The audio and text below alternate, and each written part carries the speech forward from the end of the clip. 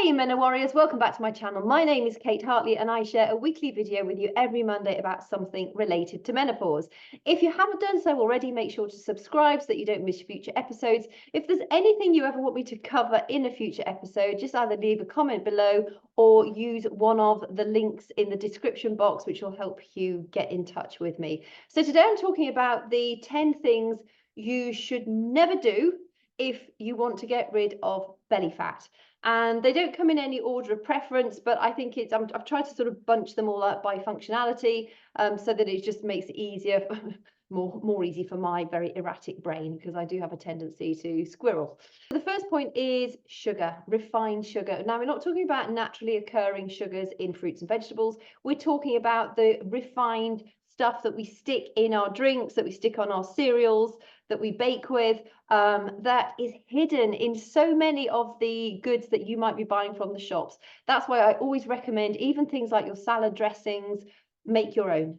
The only thing I have an actual caveat on that one is tomato ketchup, because I've never been able to make my own tomato ketchup that I like enough. But I always do buy the low sugar, low salt version. And I mean, to be honest, I've not had ketchup for weeks, months, probably even. So be mindful of the shop bought stuff that even if it says healthy, it's probably not. In the UK and the US, we eat around about 152 pounds of refined sugar every single year on average. That is a lot, because there's a lot of people out there like me who don't really touch sugar. So the people who are eating sugar are eating a lot of it. And sugar is highly addictive. There is no pointing fingers or judging or blaming here. The little men and women in white coats in lab were there designing our food to be addictive. They are the ones to blame, as well as the food marketing agencies who stick all these things on the food that is completely misleading. And they even hide words like sugar and high fructose corn syrup. They use other names to hide them so that they think, yeah, the general public understand about the dangers of high fructose corn syrup, so we'll call it something else. And that's exactly what happens. So it's very hard, but just be aware of the fact that refined sugars, if you can reduce the amount that you eat and ingest, it's going to have a massive impact on helping you get rid of belly fat. The reason for that is, as we go through menopause, estrogen falls and our cortisol levels rise. Cortisol is one of our stress hormones. As cortisol rises, it also makes our insulin rise. Insulin is our fat storing hormone. So that is why a lot of the problems come around the belly. We also have 4 times the amount of cortisol receptors around the belly than we do in any of the part of the body. But when we talk about fat and belly fat, we need to be mindful of the subcutaneous fat. So that's the fat that's under our skin, around our body, and on your belly. And then on your belly, you've got your subcutaneous fat, then you've got your layer of muscle. And then beneath that, there's the visceral fat. And it's the visceral fat that is the dangerous fat. That's the one that sort of stuffs around our organs. It highly increases the risk of developing degenerative disease, stroke, heart attack, that sort of thing. That's the one you really want to be mindful of. As far as the subcutaneous fat goes, that's generally insulin that's causing that. You're eating too many calories, and whatever your body doesn't need to use is going to be stored as fat, and that is insulin that does that. The visceral fat is stored because of the combination of insulin and cortisol, your stress hormone. Talking about visceral fat also, it's very important that you're aware of fatty liver disease, non-alcoholic fatty liver disease. There is the fatty liver disease that's caused by drinking too much alcohol, but there's also the non-alcoholic fatty liver disease. That, again, is largely caused by high fructose corn syrup. So it is those sugars that are causing the fatty deposits in your liver, and that will then spill out into the surrounding tissues too. That in and of itself is a serious disease. Yes, of course, if you're drinking too much alcohol, then that is going to contribute to the alcohol-related fatty liver disease as well. But the body can metabolize a certain amount of alcohol. But just be aware of the fact that there are so many people out there who have got non-alcohol fatty liver disease and they don't know. The liver is really good at hiding things until it's almost too late. And when I'm saying too late, I'm talking about really on sort of pretty much death's door too late.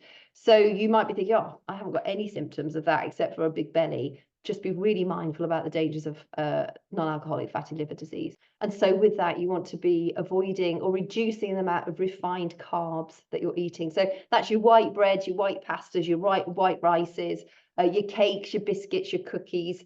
Go for natural foods. Go for foods that aren't made with chemicals and not laden with sugar. If you want to get rid of belly fat, really focus on reducing the amount of sugar that you're taking in. 2 is just be mindful of your alcohol.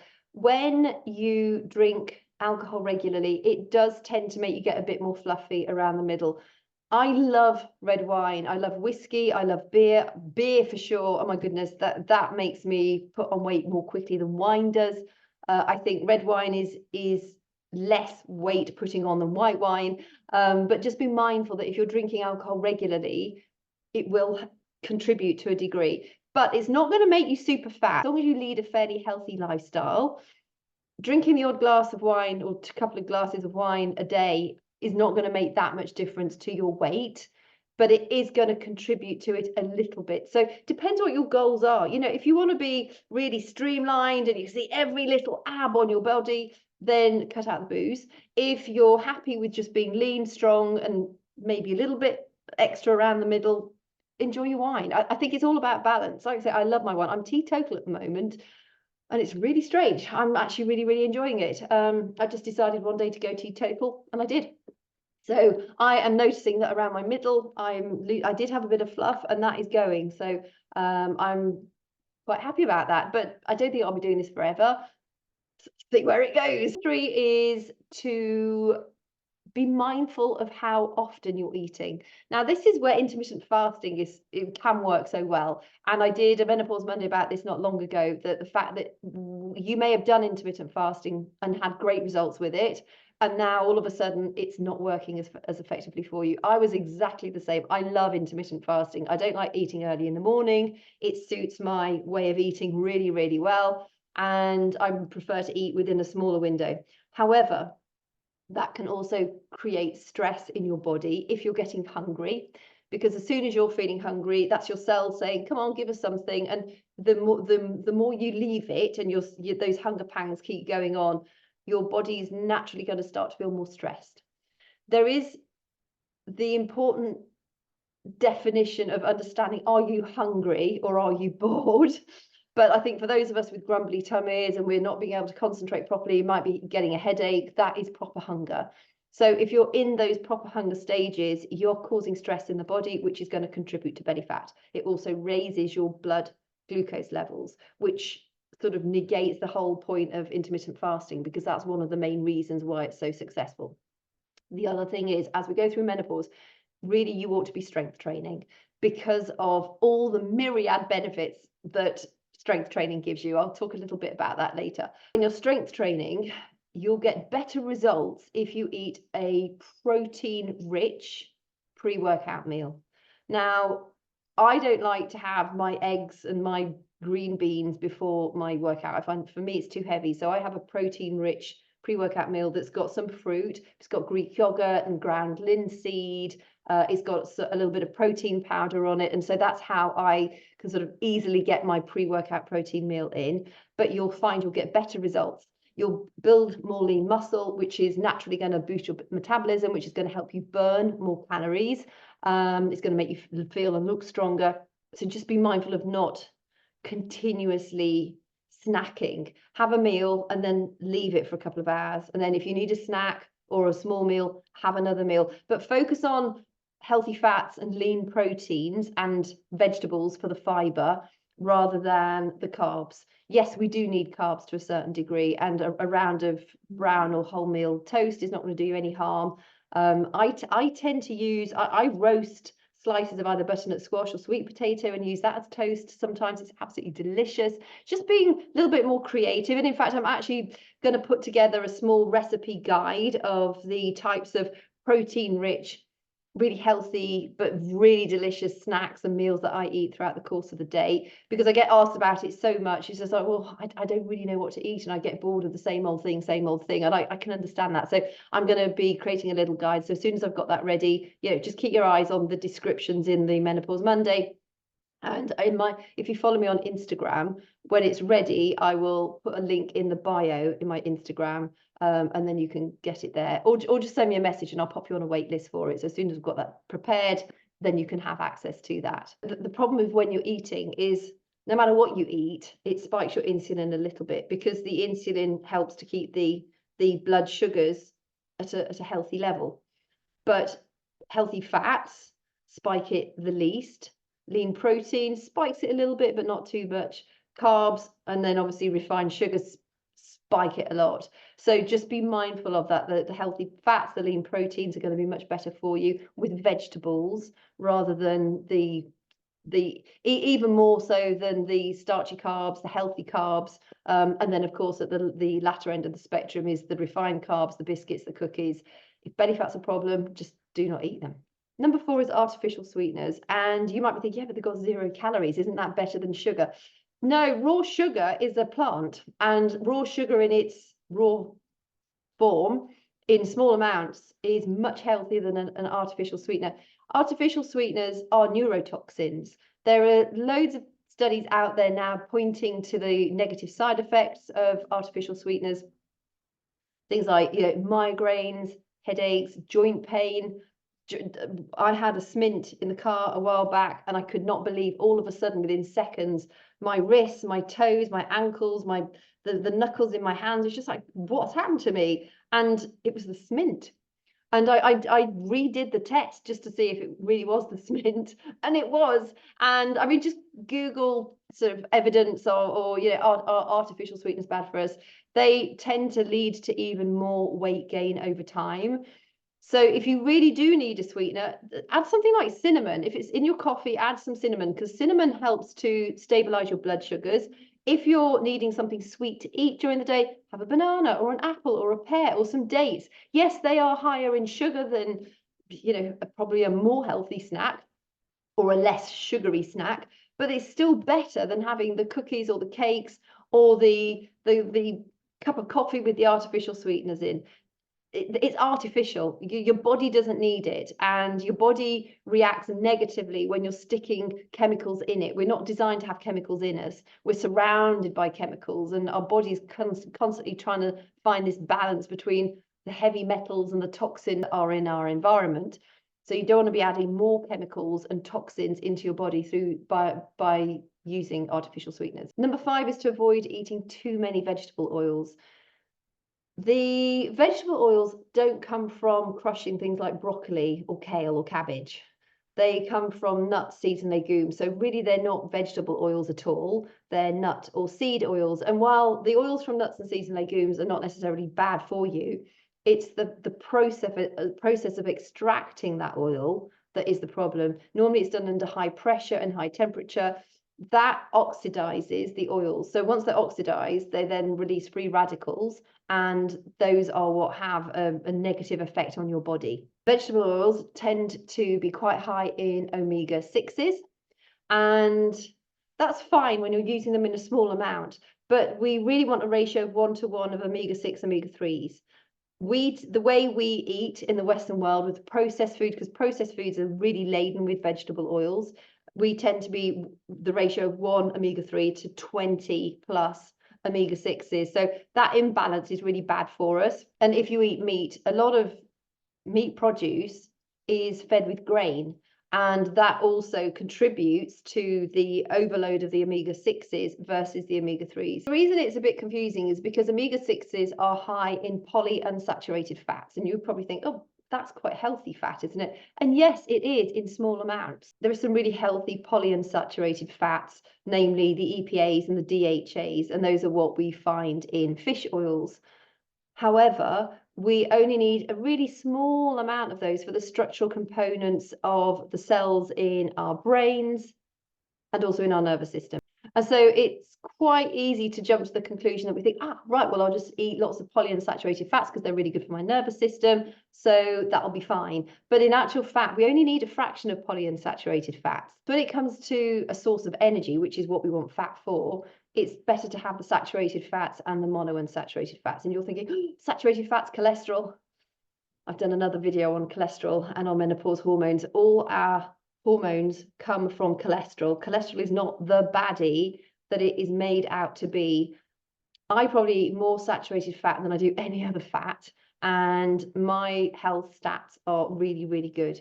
So please don't be afraid of saturated fats. Yeah, if you've got like a piece of beef, cut the excess fat off. You don't need that because the actual meat itself will contain fat.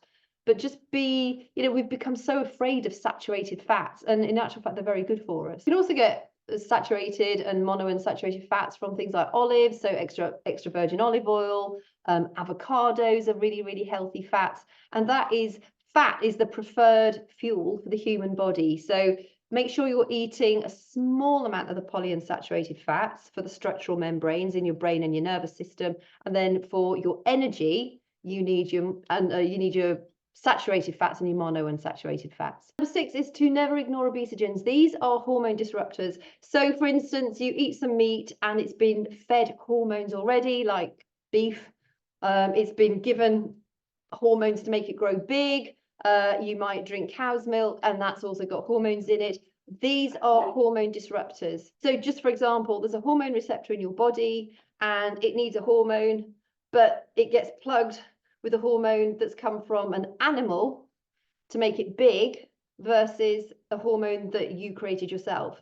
That is an obesogen, and that's what you really need to be mindful of when you're eating meat products, other cow's milk, that sort of thing. You can also find obesogens in makeup, soap, household cleaners, toxins. I think as you go through perimenopause and menopause, if you still use them, stop using toxic products in your household.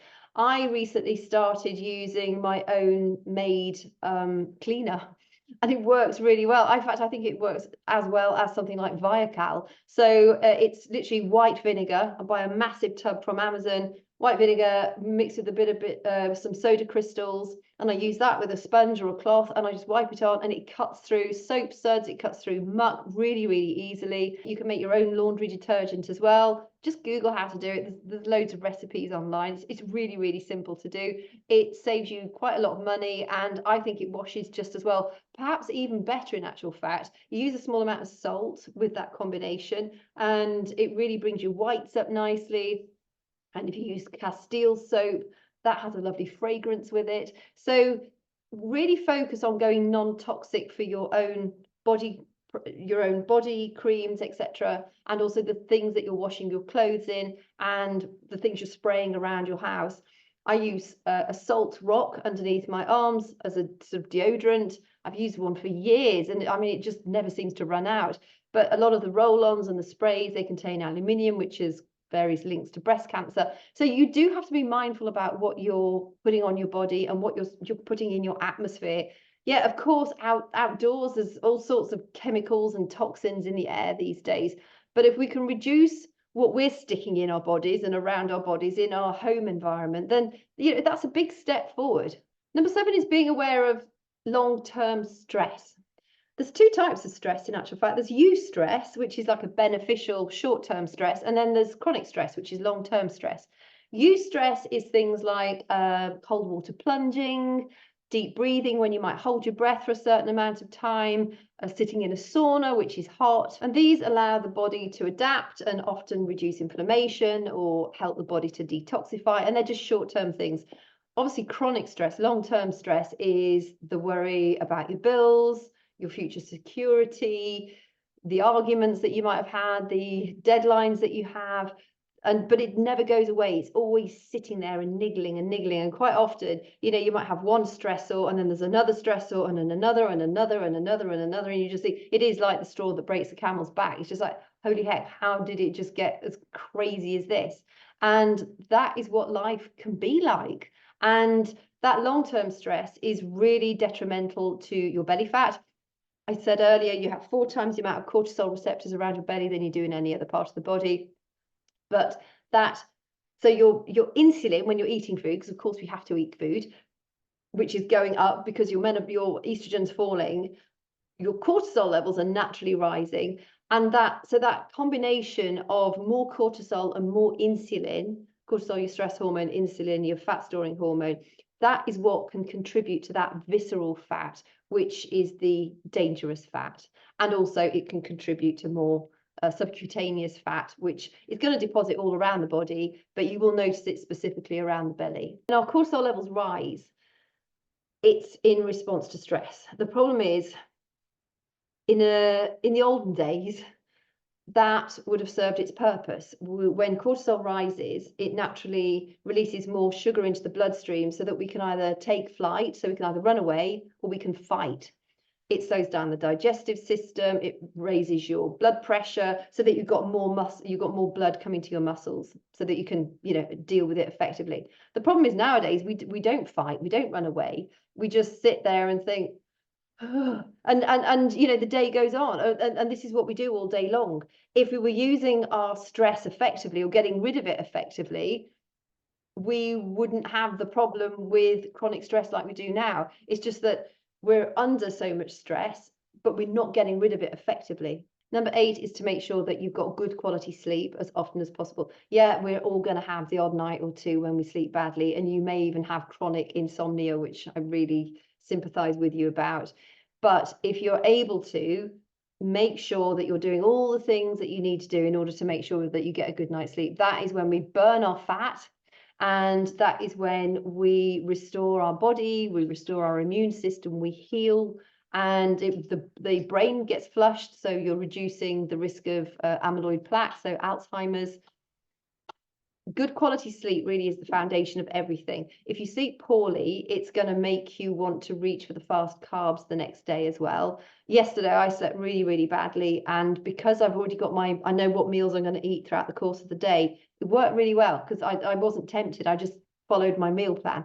But if I had not had a plan, I'd have been really tempted to reach for the things I shouldn't have been reaching for. And I made sure I did a heavy duty strength training workout, even though I really didn't feel like it. And in fact, actually, that brings me on to point 9, is avoid being sedentary. We all sit around far too much. Get your steps in if you can do, but most importantly, do strength training. If you need help getting started, click the link in the description below. It says get my sparkle back. It's a form, fill that in, and I will be in touch with you. If you're watching this on Instagram or Facebook, it's the link in my bio. When we work out, when we build our muscles, which you need to do going through menopause, because they will wither away if you don't, and you are at a much greater risk of developing brittle bone disease if you do not work your muscles. When we strength train, we boost our metabolic rate, which helps us burn fat more effectively, fat overall, that's subcutaneous fat. But also, really importantly, it helps us gobble up stress hormones. So we haven't got that insulin cortisol response, which is largely responsible for the visceral fat, so the fat beneath the muscle. Also, when you are working your muscles, and the more muscles you have, the better it is, literally take between 50 and 80% of the glucose directly out of your bloodstream into the muscles, which means you don't need so much insulin circulating around your body to do the job it's designed to do, to keep your blood sugars regulated, because your muscles are soaking up a lot of the glucose in your blood. So particularly if you're insulin resistant or you're pre-diabetic or indeed diabetes 2, strength training is going to be one of the best things that you could start to do. Even if you've never done a day of it in your past, start with strength training. It doesn't need to be anything crazy. You just start small amounts and you can build up eventually. But that will have a profound impact on reducing belly fat. The other beneficial aspect of strength training is that it activates the frontal lobe of our brain. When we are activating that regularly, it helps to bring down our stress response. So if we haven't got so much cortisol running around our body, then you are not going to have the belly fat risk as you would do if you were not strength training or were not managing your stress more effectively. Number 10 is be very aware of your gut health. So if you've taken a long course of antibiotics, if in fact, even down, the studies on gut health are incredible. I've done loads and loads of research on gut health. If you were not breastfed as a child, if you were delivered by C-section as a child, your increased risk of developing things like allergies, asthma is greatly increased, because you've not been populated with the bacteria from the mother organ, as it were. But the good thing about that is that you can repopulate your gut pretty quickly, but you have to take concerted measures in order to do that. So, for instance, if you've had a course of antibiotics or a long course of antibiotics, one of the first things you need to do when you finish your antibiotics, and even during your antibiotics, is to make sure you're eating plenty of healthy bacteria and also prebiotics. So the healthy bacteria, those are the probiotics. The prebiotics feed the probiotics. So things like vegetables, it's the fiber that is the prebiotic. Chicory root, they're really inulin, they are really effective prebiotics that feed the healthy bacteria. And it's a bit like having a lovely looking lawn. You want to feed the grass, so that comes through, rather than the weeds that don't come through so much. So, you know, if you've got strong grass, it's gonna sort of crowd out the weeds to a degree. Same thing occurs with our healthy gut bacteria. And you want a really wide range of healthy gut bacteria too. You know, if you think, oh, I have the same kefir every single day, that's great, but try and eat other sources of healthy bacteria too. Fermented foods, kefir, sauerkraut, kimchi, kombucha. That's why one of the reasons why I brew my own kombucha. Things like that are really going to help to populate your gut in a healthy way. So really be mindful of your gut health, because when you have an overload of the wrong type of bacteria in your gut, those can actually lead to you hanging on to fat more, but also the little critters, they want the sugar. They thrive on the sugar. And if they're not getting the sugar that they want, they are necessarily sending out chemical signals in your body that says, eat something sugary, because the little critters want you to eat sugar. So that's why you might be having those cravings as well for sweet things. So when you can get your gut health on track, it has a profound impact on so many different levels, not just your belly fat. It will clear up your skin, your eyes will be brighter, your breath will be better, you'll have more energy, you'll shed fat more effectively, because when your body is in a state of sort of toxic overload, it can take a while for the fat to come off, which can be then very disheartening and frustrating, and you just think, oh, it's not going to work for me, and then you give up. It does work, you just have to persevere. It's really important also to remember that we're all different. I mean, we all have different gut microbiomes, we all have different environmental stressors, we all have different toxins out there. You know, if you drink tap water, we've all got different quality of tap water. So, you know, all that kind of stuff has an impact, and it really is about looking at the big picture and not just one individual thing. So it can take time, but it doesn't always take time. You know, you can also get really great results really quite fast. In fact, I'll link it in the description. I have a 4-week gut healing system that I've done before in the past. I don't really have any gut sensitivities, but this was really remarkable when the ladies that I work with did it, because they shed weight really fast. I shed weight when I did it, because it clears out the gunk. It helps you reset healthy eating habits. You get to eat loads on it, and it reveals if you do have sensitivities to various foods. You do cut out dairy and wheat for the 4 weeks, and then you slowly introduce them back in to see if there's any reaction. But people's skin cleared up, so much more energy, and then you can stay on that. You can use it as a maintenance for the rest of your life if you want to. It's a really great system that just helps you sort of press the reset button to get your gut health back up and running again. And you combine that with strength training workouts, you'll get great results. So I will leave that with you. There's been quite a lot to talk about today, and I hope it's not been too confusing. But just be mindful that there all these little things build into a bigger jigsaw puzzle, and they are not impossible to do. They just take a little bit of sort of concerted effort. And if you want any help putting all that together, that's what I'm expert at, and I will help you build your jigsaw puzzle of health. So just click the Get Your Sparkle Back form in the description below if you want me to support you on your healthy journey. Thank you so much for your company, and I'll look forward to speaking with you again soon.